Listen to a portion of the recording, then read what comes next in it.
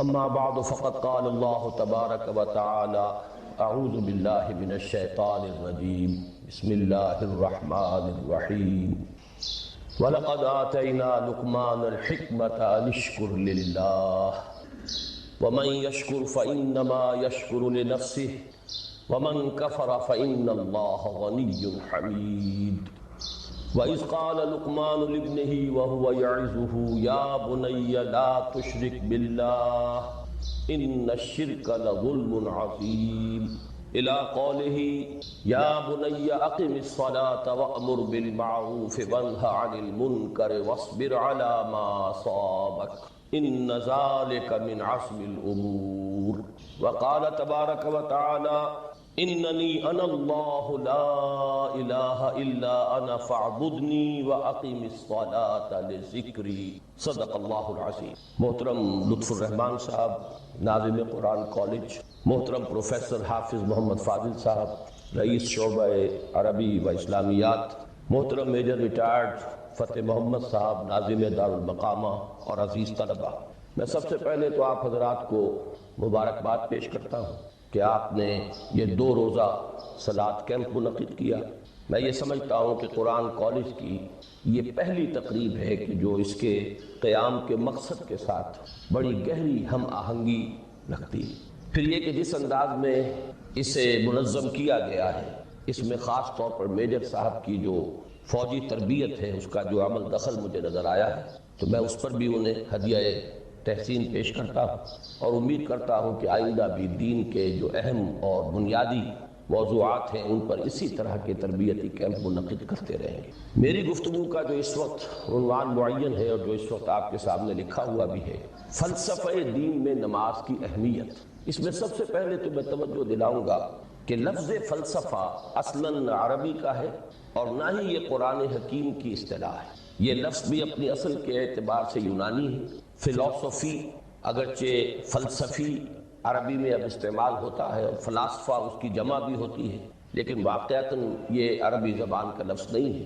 اسی کی ایک مثال اور ہے تصوف، وہ بھی بظاہر تفاعل کے وزن پر خالص صیغہ معلوم ہوتا ہے عربی زبان کا، لیکن یہ بھی تھیوسوفی، یہ بھی در حقیقت یونانی الاصل لفظ ہے جس کی تعریف کی گئی ہے، اسے معرب بنا کر عربی کا جامہ پہنا دیا گیا۔ فلسفے سے ہم جس علم یا جس شعبہ علم کو مراد لیتے ہیں، قرآن حکیم کی اصطلاح میں اس کے لیے لفظ حکمت، اس کا مادہ ہا کاف میم، اور اس کا بنیادی مفہوم وہی ہے کہ جو اس سے جو ایک مشتق لفظ ہے استحکام، کسی شے کا مضبوط ہو جانا، پختہ ہو جانا، قوی ہو جانا، ایسی صلاحیت حاصل کر لینا کہ وہ اپنی حفاظت کر، اپنے خلاف کسی بھی اقدام پر اپنا دفاع کر۔ یہ ہا کاف میم کے مادے کا اصل ہے۔ اور حکمت انسان کے فکر اور اس کے شعور کی پختگی کا نام، اس لیے کہ انسان حیوانات سے ممیز کیا گیا ہے اگرچہ مختلف اعتبارات سے، لیکن یہ کہ اس میں سب سے اہم اعتبار یہ ہے کہ یہ حیوان عاقل، اسی طریقے سے اسے حیوان ناطق کہا جاتا ہے، اور نطق اور عقل کا بڑا گہرا تعلق ہے اور ربط، دونوں ایک دوسرے سے جڑے۔ تو ہم کہیں گے شعور، عقل سے انسان کو شعور حاصل ہوتا ہے، اور نطق جو ہے اس کی بنیاد، اس کا سورس جو ہے وہ یہی شعور۔ تو انسانی فکر کی پختگی، انسانی شعور کی پختگی، اس کے اندر ایسی صلاحیت کا پیدا ہو جانا کہ وہ حقائق تک رسائی حاصل کر سکے، اس میں اتنی قوت پیدا ہونا کہ وہ صحیح رخ پر، صحیح رخ سے موڑنے والے جتنے محرکات ہیں ان کے مقابلے میں اپنا دفاع کر سکے، یہ حکمت۔ لہذا فلسفہ دین کی بجائے اب آپ اپنے ذہن میں حکمت دین کا لفظ رکھیں، اور اب غور کیجئے کہ حکمت دین میں صلاۃ کے مقام کو سمجھنے کے لیے ہمیں یہاں سے ابتدا کرنی چاہیے کہ حکمت دین کا سب سے بنیادی مسئلہ کون سا؟ حکمت دین کا سب سے اہم، سب سے بنیادی اولین مسئلہ معرفت خدا، انسان اپنے رب کو پہچانے اور رب کو پہچان کر اپنے فطری جذبہ تشکر کو اس کی ذات سے وابستہ کرے۔ یہ فطری جذبہ تشکر بھی آپ سمجھ لیجیے کہ یہ بھی نہ صرف انسان بلکہ حیوانات کا بھی خاصہ ہے کہ اگر ان کے ساتھ کوئی بھلائی کی جائے تو ایک خاص رد عمل ان کی طبیعت میں پیدا ہوتا ہے جسے ہم جذبہ شکر یا جذبہ تشکر سے تعبیر کریں۔ حیوان کے پاس اگرچہ وہ زبان نہیں ہے کہ جس میں وہ اپنے اس جذبے کو الفاظ کا جامہ پہنا کر اپنے محسن کی خدمت میں پیش کر سکے۔ لیکن یہ کہ اگر کبھی کسی بھوکے پیاسے حیوان کو آپ نے کوئی غذا فراہم کی ہو یا پانی پلایا ہو، اور پھر اگر آپ اس کی آنکھوں میں دیکھیں تو وہ جذبہ تشکر وہاں سے ابلتا ہوا محسوس، یہ گویا کہ فطرت کا تقاضا ہے۔ حیوانات سے بلند تر سطح پر انسان ہے، تو فطرت انسانی کا بڑا اساسی اور بنیادی تقاضا ہے کہ وہ اپنے محسن کا شکر ادا کرے، جس نے بھی اس کے ساتھ کوئی بھلائی کی ہو، خیر کیا ہو، اس کی کوئی احتیاج پوری کی ہو، اس کی کوئی ضرورت پوری کی ہو، اس کا وہ شکر بجا۔ تو یہ فطری جذبہ تشکر جب تک عقل انسانی اپنے اصل محسن اور مربی کو نہیں پہچانتی تو یا تو یہ منتشر رہتا ہے یا بھٹکتا رہتا ہے۔ چنانچہ شرک کی جو ساری تاریخ ہے اس کا تجزیہ کریں گے تو بات یہی نظر آئے گی کہ اس جذبہ تشکر نے اپنے علم کی کوتاہی کی وجہ سے، اپنے فہم کی کوتاہی کی وجہ سے مختلف اشیاء کے ساتھ یا مظاہر قدرت کے ساتھ اپنے آپ کو منسلک کر۔ مثلاً یہ کہ یہ بات غلط نہیں ہے کہ ہماری دنیا کا یہ سارا نظام جو ہے اس میں سورج کی حرارت کو بہت بڑا دخل ہے۔ ساری انرجی جو ہمارے پاس ہے اس کی سورس تو اصل میں وہ سولر انرجی ہے۔ لکڑی بھی آپ جلا کر اگر آگ کے ذریعے سے حرارت حاصل کرتے ہیں تو وہ بھی در حقیقت سورج ہی کی وہ حرارت تھی کہ جو اس لکڑی میں جذب ہوئی ہے، اس نے وہ صورت اختیار کی۔ فصلوں کو سورج پکاتا ہے، اس کی حرارت جو ہے وہی ان کے پکنے کا ذریعہ بنتی ہے۔ لہذا انسان نے یہ سمجھا کہ ہمارا سب سے بڑا محسن یہ ہے، لہذا اس کے آگے ہاتھ جوڑ دیے، اس کو سجدہ کیا، اسے معبود بنا لیا۔ اسی پر آپ قیاس کرتے چلے جائیے، جس چیز کے بارے میں احساس ہوا کہ اس کے ساتھ ہماری کوئی بھلائی وابستہ ہے، یہ ہمارے لیے کسی خیر کا ذریعہ، اس کے سامنے انسان جھک گیا اور اس کے اظہار تشکر کے لیے اس نے مراسم عبودیت ایجاد کی۔ تو عقل انسانی کی اصل معراج یہ ہے کہ وہ اپنے اصل مربی کو پہچانے، اپنے اصل رب کی معرفت حاصل ہو جائے کہ یہ تمام مظاہر فطرت، مظاہر قدرت، اگرچہ یہ سب ہیں اس دنیا میں، اس کے نظام کو مختلف پہلوؤں سے ان کے ساتھ وابستہ کیا گیا، لیکن یہ سب خود کسی اور کی ربوبیت کے مظہر ہے۔ کوئی اور ہے جو ان سب کا خالق ہے، کوئی اور ہے کہ جس نے ان کے لیے یہ سارا نظام بنایا ہے۔ تو ایک ہی چھلانگ میں انسان پھر وہاں پہنچتا ہے اور اپنے اصل رب اور مربی کو پہچان کر اب اپنے پورے جذبہ تشکر کو اس کی ذات کے ساتھ منسلک۔ یہ میں نے خلاصہ عرض کیا آپ کے سامنے سورہ لقمان کے دوسرے رکوع کی اس پہلی آیت کا، جس میں اللہ تعالیٰ نے حضرت لقمان کے حوالے سے حکمت اور حکمت کا جو منطقی اور لازمی نتیجہ ہے، دونوں چیزوں کو بیان کر دیا۔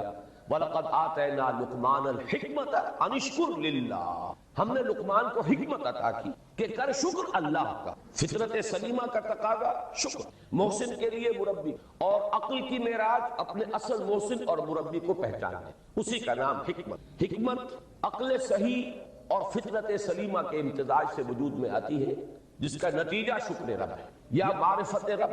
تو یوں سمجھئے کہ حکمت دین کا اساسی مسئلہ ہے، باقی سارے مسائل اب یہیں سے آگے چلیں گے۔ اس کے لیے یہ بات اگر آپ نے منتخب نصاب کے وہ اسباب پڑھ لیے ہوں تو یہ چیزیں سامنے آ چکی ہوں گی کہ اس کے لیے قرآن کا اسلوب یہ ہے کہ آیات کے حوالے سے انسان کے اندر معرفت رب کو جگایا جائے۔ میں نے جگانے کا لفظ استعمال کیا ہے کہ قرآن کی حکمت یہ ہے کہ رب کی معرفت فطرت انسانی میں موجود ہے لیکن سوئی ہوئی، ڈورمنٹ ہے، اسے جگانا ہے، اسے ایکٹیویٹ کرنا۔ اس کے لیے آیات آفاقی، ان فی خلق السماوات والارض واختلاف اللیل والنہار والفلک التي تجری فی البحر بما ينفع الناس الى آخر الآیہ۔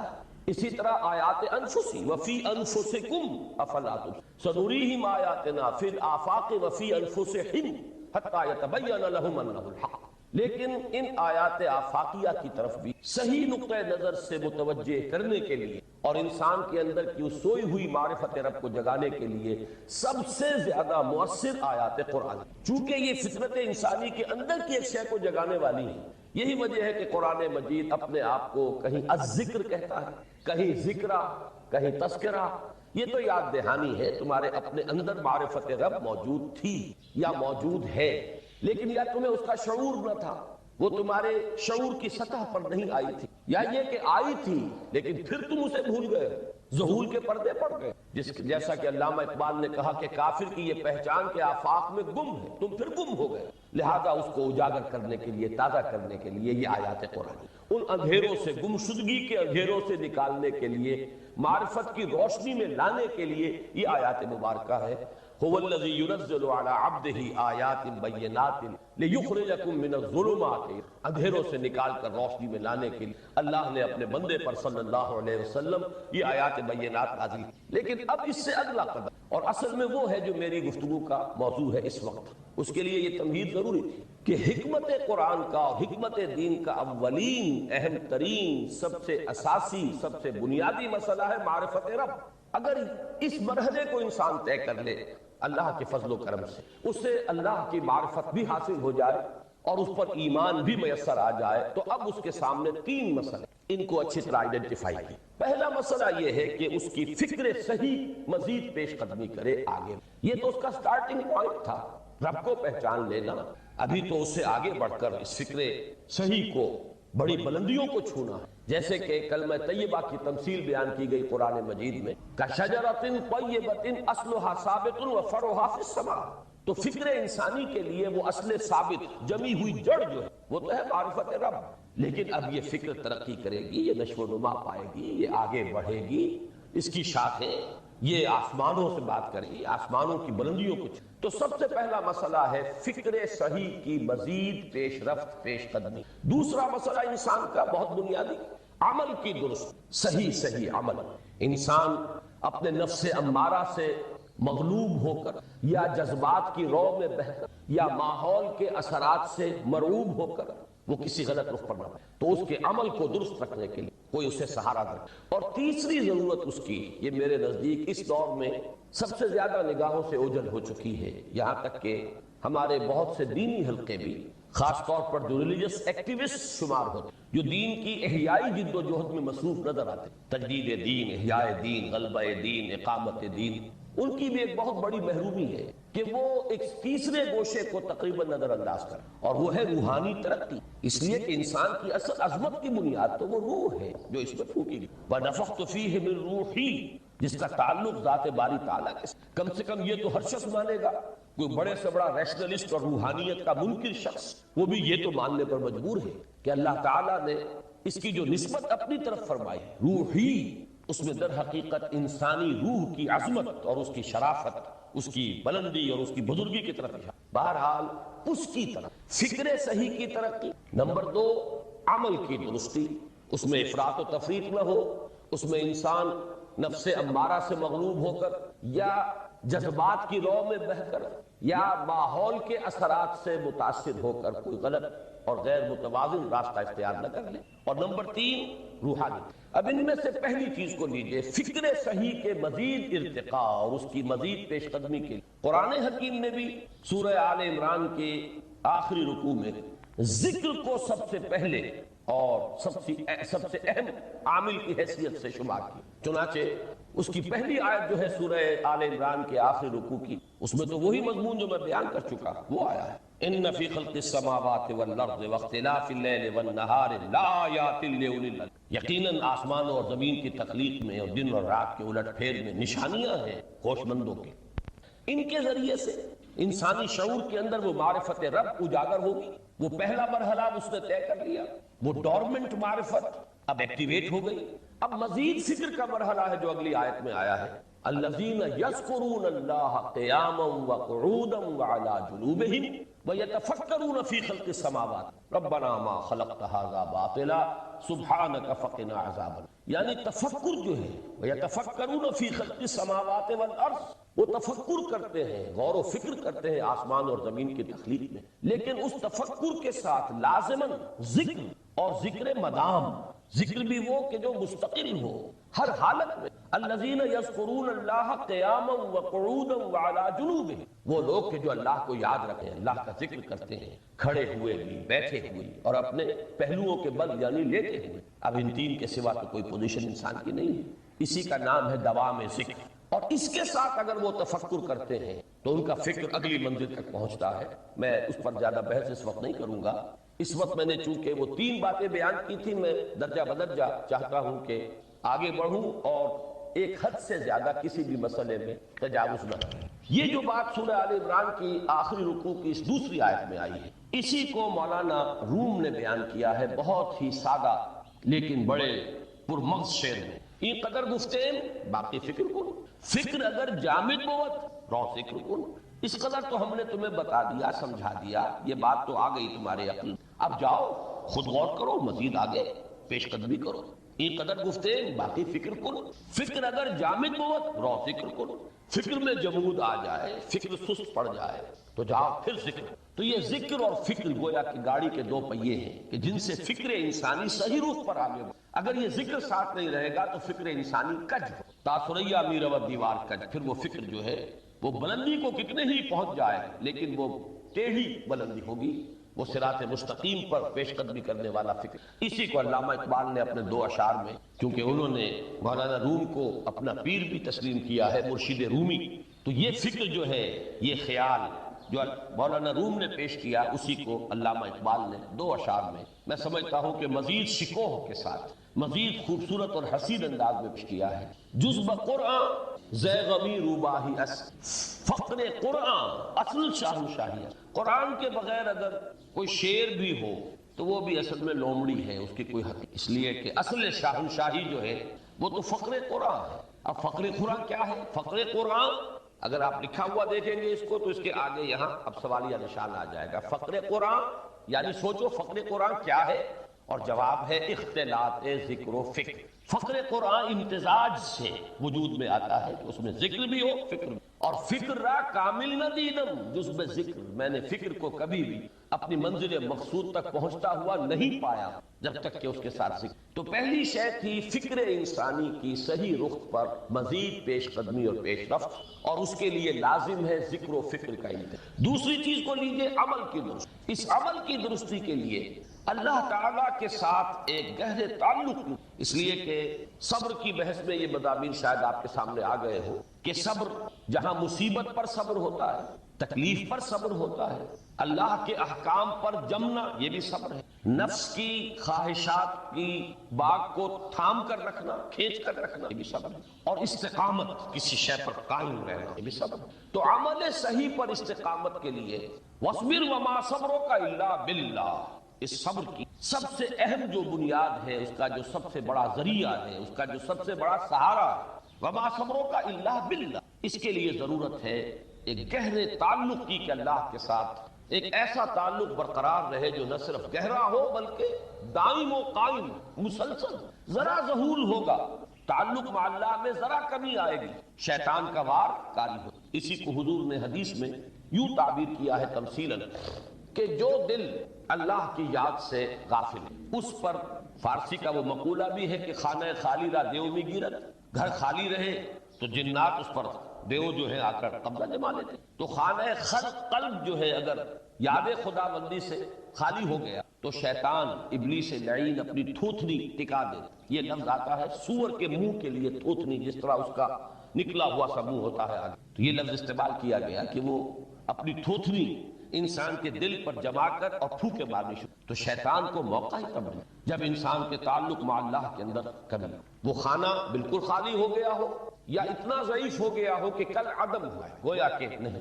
تیسری چیز کی طرف آئیے، روحانی ترقی. روحانی ترقی کے لیے میں ایک اصطلاح کے سامنے لا رہا ہوں. اس سے مراد کیا ہے؟ روحانی ترقی کے لیے ہماری دینی اصطلاح ہے تقرب الی اللہ، اللہ سے قریب تر ہوتے چلے. اس پر میرا ایک کتابچہ بھی ہے.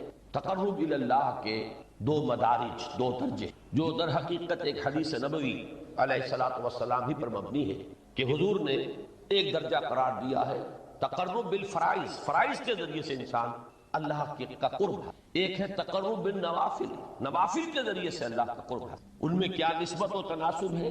اہمیت کے اعتبار سے کون بڑھ کر ہے، بلندی کے اعتبار سے کون بڑھ کر ہے، یہ تمام مسائل میں نے اپنی اس تقریر میں بیان کیے تھے جو اس کتاب میں شائع ہوئی. اس وقت میں اس کی تفصیل میں نہیں جا رہا، صرف یہ تذکرہ اس لیے کر رہا ہوں کہ جن کو بھی خواہش ہو جائے وہ اس کا مطالعہ کرے. ہماری اس وقت کی گفتگو سے وہ کتابچہ اس جگہ پر منسلک ہو. تو تقرب الی اللہ، یہ تقرب کوئی فزیکل فینومینن نہیں ہے، جسمانی یا مادی مسئلہ نہیں. اللہ سے قرب یہ نہیں ہے کہ کوئی کروڑوں میل کا فاصلہ ہے، اب ہمیں کوئی رسی پر چڑھنا ہے اوپر، بڑی محنت اور مشکل. فصل تو ہے ہی نہیں، فاصلہ ہے ہی نہیں، بعد ہے ہی نہیں. نحن اقرب الیہ من حبل الورید، ہم تو انسان سے اس کی شہ رگ سے بھی زیادہ قریب. ہوا معکم اینما کنتم، وہ تو تمہارے ساتھ ہی ہوتا ہے جہاں کہیں بھی تم ہو، بس صرف یہ کہ تمہاری توجہ نہیں ہوتی، تم اور چیزوں میں مشغول و مصروف رہتے ہو، تم ہماری طرف دھیان ہی نہیں دیتے، تم ہماری طرف متوجہ ہی نہیں ہوتے۔ ہم تو مائل بے کرم ہے، کوئی سائل ہی نہیں، راہ دکھلائیں کسے رہنم منزل ہی نہیں۔ انسان جب متوجہ ہو جاتا ہے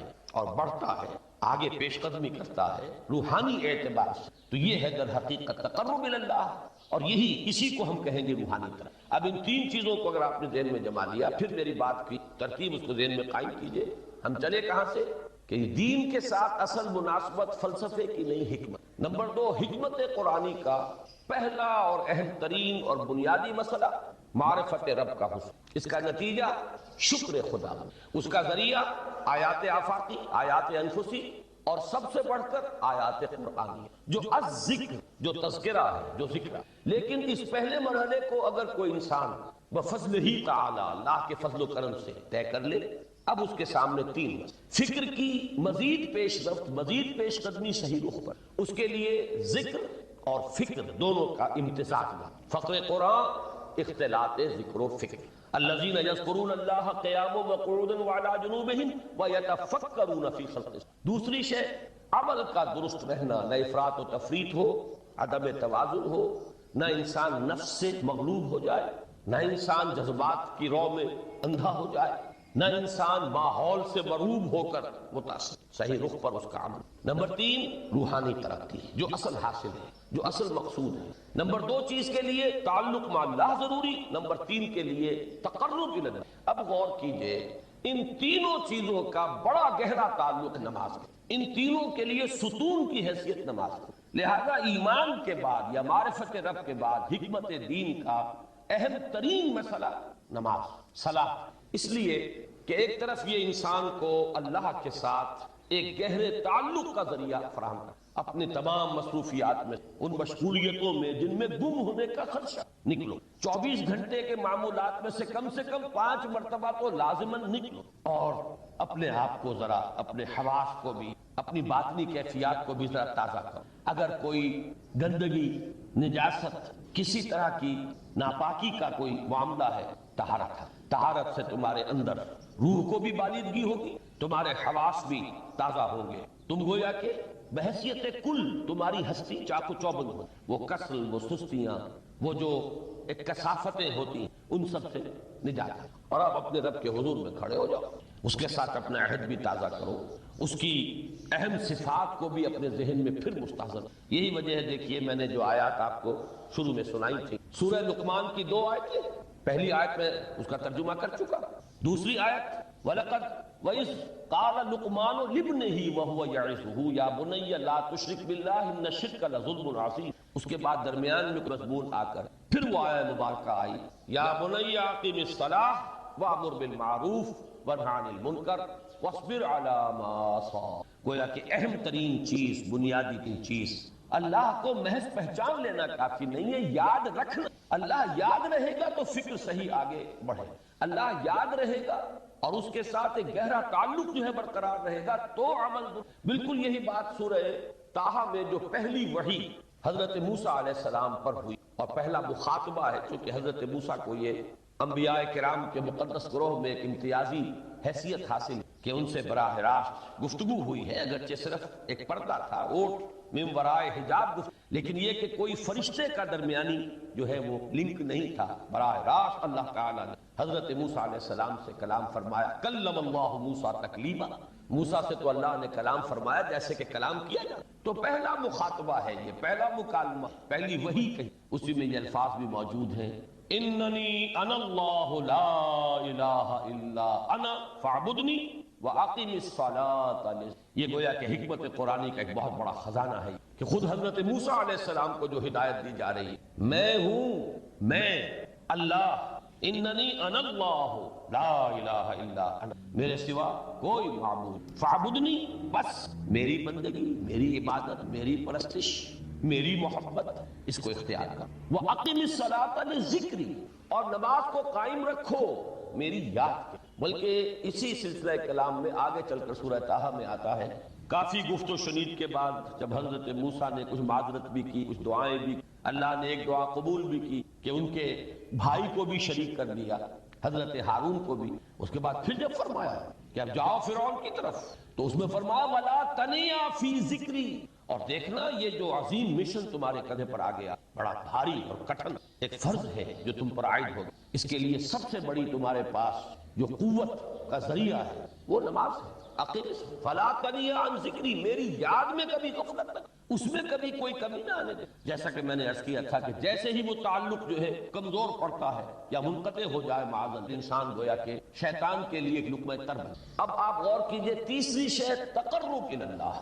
اس کے حوالے سے بھی جو فرائض اور نوافل کی بات ہے انہیں سے نکال کر یہ سمجھ کہ اس میں نماز کا کیا مقام ہے، اس لیے کہ نماز فرض بھی ہے نماز نفل بھی ہے، ان دونوں میں شرط. اب اس کو لفظ صلاۃ کے حوالے سے آپ ان دونوں چیزوں صاد لام واو یا یہ چونکہ حروف علت ایک دوسرے بدلتے رہتے ہیں، یہ جو مادہ ہے اس کی جو خالص لغوی اصل، جو خالص عربی زبان میں اس کا بنیادی مفہوم ہے وہ آگ جلانا یا آگ تاپنا یا آگ سینکنا، حرارت حاصل. لہذا بار بار آتا ہے جہنم کے ذکر میں اسلوہا، اب جلو اس میں، تاکو اس کو، یہ سینکے گی تم. بلکہ تفتلون کا لفظ آیا ہے حضرت موسیٰ کے کلام میں، جب وہ گئے تھے کوہ طور پر، جب پہنچ گئے تو تھے آگ کی تلاش میں، لعلکم تفتلون، تو اپنے اہل خانہ سے یہی کہا تھا کہ مجھے کہیں وہ روشنی نظر آ رہی ہے، غالباً کوئی وہاں سے آگ ملے گی، ورنہ یہ کہ کوئی رہنمائی کو رستہ مجھے مل سکے گا، میں وہ آگ لے آؤں گا، کوئی چنگاری وہاں سے لے آؤں، لعلکم تفتلون، تاکہ تم. اب یہ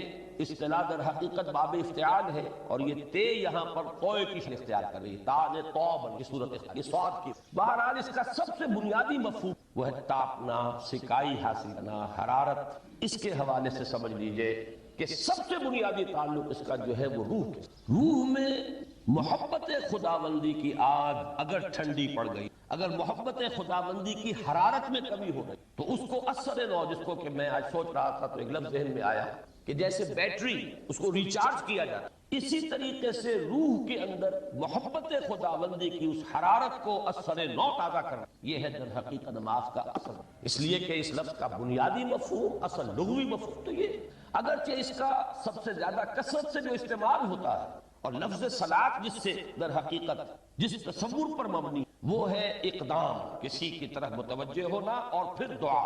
صلاۃ کا سب سے قریبی مفہوم لفظی جب بیان کیا جائے گا اس سے مراد، اس کے معنی، تو دعا اس میں اہم ترین، کسی کی طرف توجہ کرنا، مناجات کرنا، گفتگو کرنا، مخاطبہ، مکالمہ، دعا، یہ در حقیقت صلاۃ کا سب سے بڑا اصطلاحی مفہوم ہے. لیکن جو اس کا مادہ ہے صاد لام واو یا صاد لام یا، اس کا اصل مفہوم جو ہے وہ تاپنا، حرارت حاصل. تو ان دونوں کے حوالے سے وہ تاپنا اور حرارت حاصل کرنا وہ ہے روح کے. وہ جو کہا اقبال نے کہ مجھے عشق کی آگ اندھے مسلمان نہیں راہ کا ڈھیر، یہ عشق کی آگ جب بجھ جاتی، در حقیقت یہی تو انسان کی روحانی موت ہے. جب یہ نہ رہے تو چاہے منطق میں بہت انسان ماہر ہو. مجھے اقبال کا ایک شعر یاد آیا ہے تقابل کرتے ہوئے، ایک انسان محکوم اور ایک انسان حر، آزاد انسان، ان کی نفسیات میں جو بنیادی فرق علامہ اقبال نے مختلف مواقع پر کیے ہیں.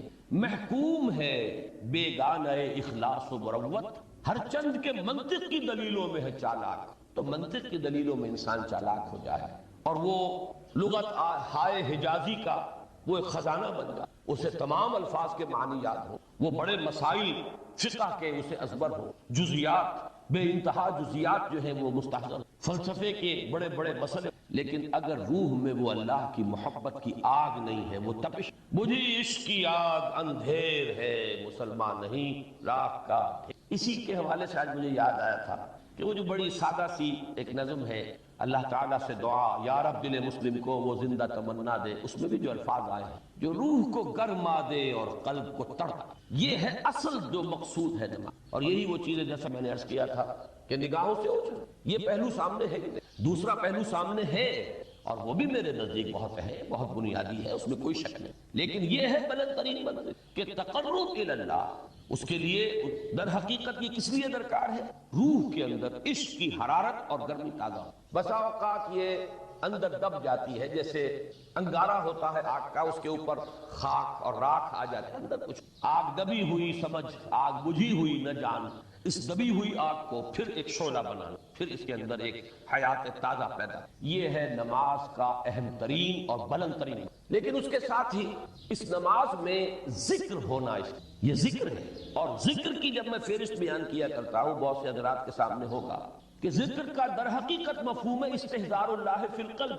ہمارے ہاں غلطی سے جو ذرائع ذکر ہے انہیں ذکر قرار دے، نماز ذکر نہیں ہے، نماز ذکر کا ذریعہ ہے۔ اقیم الصلاۃ لذکری، نماز قائم کرو میری، یہ اللہ اللہ کہنا یا ادعیہ معصورہ جو حضور صلی اللہ علیہ وسلم دعائیں ہیں، انہیں اپنے تمام معمولات دنیاوی کے ساتھ ساتھ ان دعاؤں کو انسان پڑھتا رہے، اللہ سے دعا کرتا رہے، یہ تمام ذرائع ذکر، سبحان اللہ الحمدللہ الحمدللہ، اس کا آپ ورد کیجئے، یہ بھی ذریعہ ذکر۔ حقیقت میں ذکر ہے استحضار اللہ فی القلب، اللہ کو دل میں لے آنا، اللہ کو دل میں حاضر کر لینا، اصل میں تو ترجمہ ہوگا لیکن حاضر جاننا، یہ کیفیت جو ہے انسان کو حاصل۔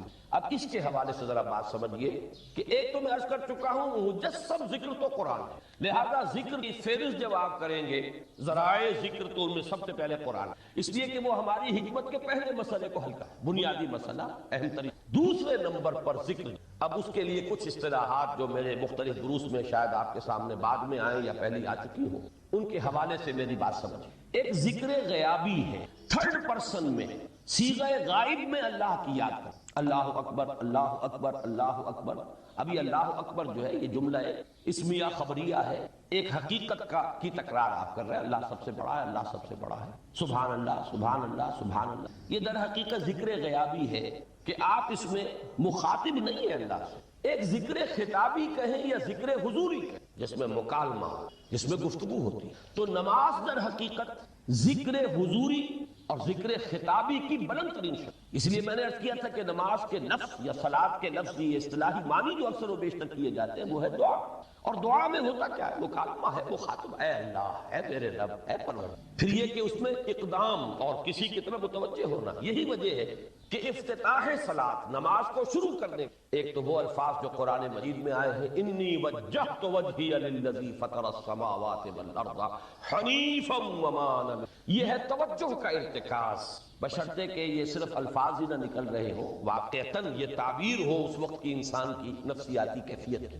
کہ شعوری طور پر وہ فیصلہ کرتا ہے کہ اب میں منقطع ہو رہا ہوں، ہر چہار طرف سے اپنی توجہ کو ہٹا کر، ہر مسئلے سے اپنے آپ کو خالی ذہن کر، یعنی ظاہری اور باطنی دونوں اعتبار سے میں اپنی توجہ کا ارتکاز کر رہا ہوں اس ذات کی طرف جس نے آسمانوں اور زمین کو پیدا کیا، اور بالکل یکسو ہو کر انی وجہت وجہی للذی فطر السماوات والارض حنیفا وما انا من، اور دوسری وہ جو دعا جس سے ہم افتتاح کرتے ہیں اپنی نماز کا، دیکھیں اس میں خطاب کا کس قدر اہتمام، وہاں سبحان اللہ نہیں ہے، سبحانک اللہم، پاک ہے تو اے رب، وبحمدک وتبارک اسمک وتعالی جدک، غور کر، یہ ہے خاطب، براہ راست مخاطب، یہ گویا کہ لب لباب میں آپ کے سامنے عرض کر رہا ہوں علامہ اقبال کے دی میننگ آف پریئر ان اسلام، خطبات جو ہیں ان کے مشہور، ان میں غالباً یہ تیسرا یا چوتھا لیکچر، کہ اس میں تصور یہ دیا گیا ہے کہ دو ہی انائیں ہیں،